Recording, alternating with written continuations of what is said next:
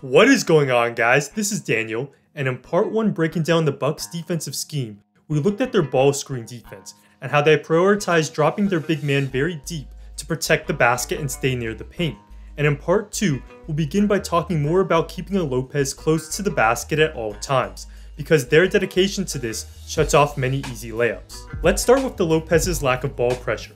Against a non-shooter like Howard, Robin will drop into the paint and not worry about applying pressure, and here it's a Howard offensive foul. There's value in clogging the paint and taking away cuts, and that's what the Lopez's aim to do. Brook sags off Adams to take away this pass to Paul, and it's a turnover when Adams forces it. Brook takes away action inside, and while this does give Adebayo a runway to attack, the Lopez's are so big this isn't an issue.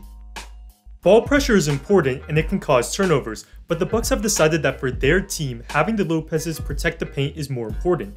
And another way it benefits the defense is that it allows the guards to be more aggressive versus dribble handoffs.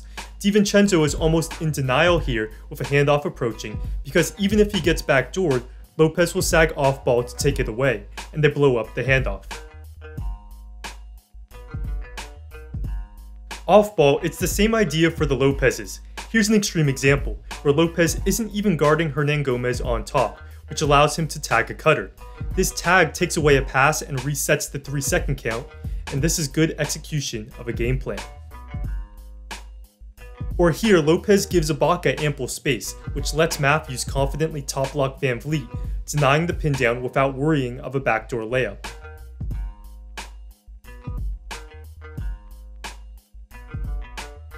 When the Lopez's are off ball, the Bucks also want them to be the first defender who rotates over to drives, even when they're guarding a stretch big.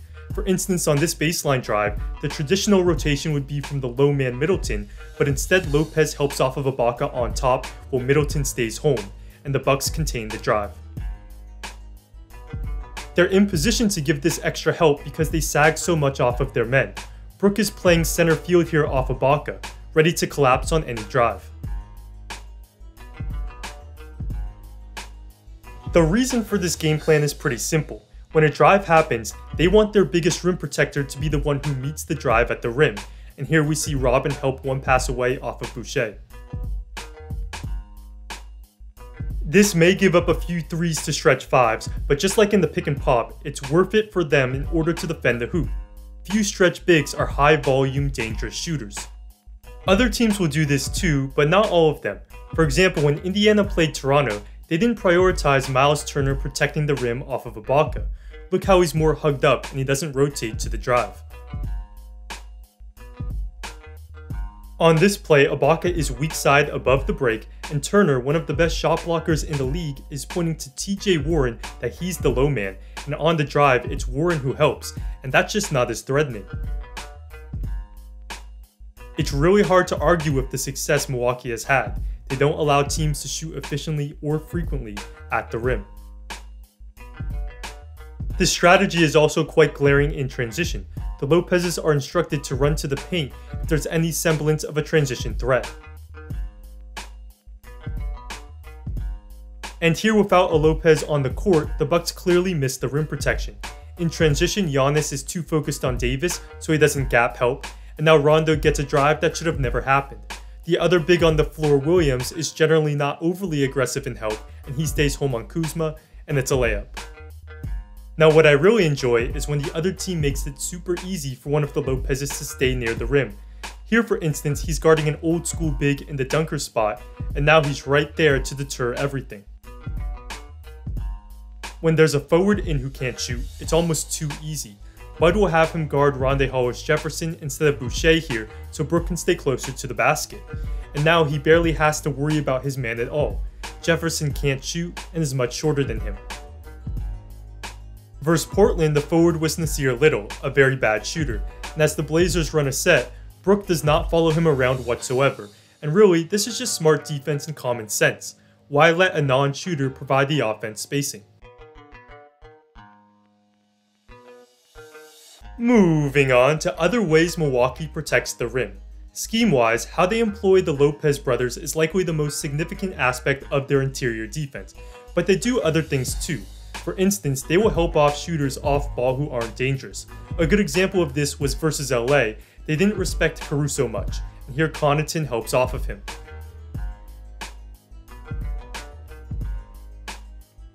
Caruso is the classic should we respect him guy. He's a decent 35% shooter but on pretty low volume. In 58 games, he's only hit 3 threes once, so the chance he gets hot is slim. They won't ignore him, but they'll shrink the floor more than usual. These lower volume guys are the ones they will help off of because chances are the shot release will be slower.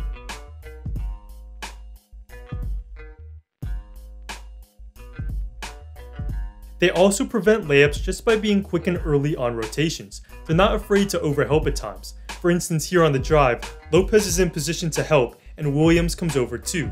They can do this because Hill has Williams back on the weak side and is sinking down to cover the corner 3. This Bucks team rotates on a string. And when there's a clear threat on the rim, the Bucks react quick and collapse. Here Harris gets the high-low and 4 defenders swarm him.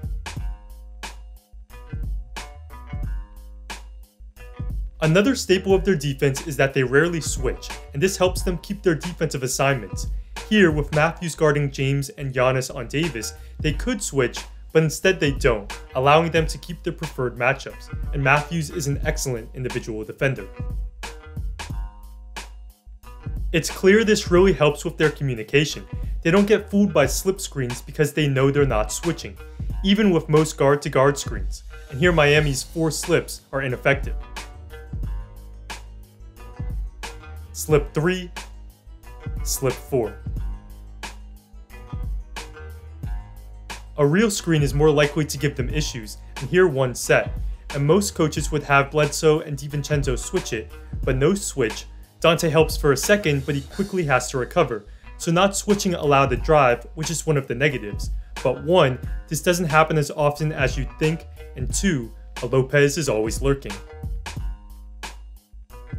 What's also interesting is that it's a conscious decision to keep Giannis off ball. Keeping him on 4s close to the baseline allows him to make more of an impact with his rim protection and rebounding. Giannis would fit in with any scheme. If Bud wanted him to switch this pin down and harass Rozier, he could do it, but not switching improves the Bucks' interior defense by keeping Giannis near the rim.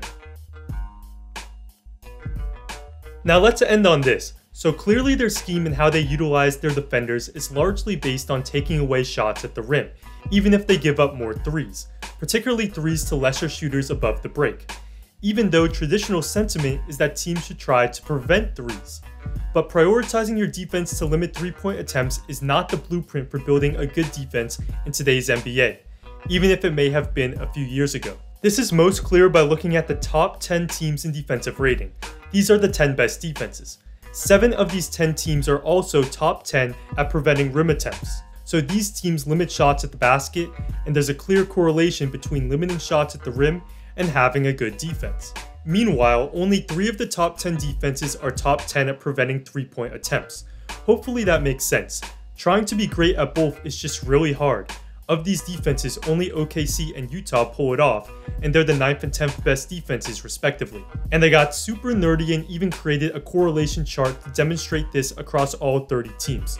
Here we're looking at the correlation between defensive rating and preventing rim attempts, and there is a positive 0.53 correlation, which according to some math website is a moderate correlation. So not surprisingly, defending the interior well is beneficial.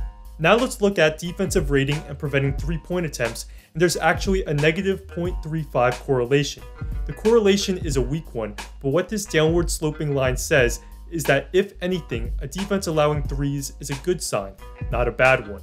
Correlation isn't causation, but I thought these numbers painted a picture of why we should revere this Bucks defense.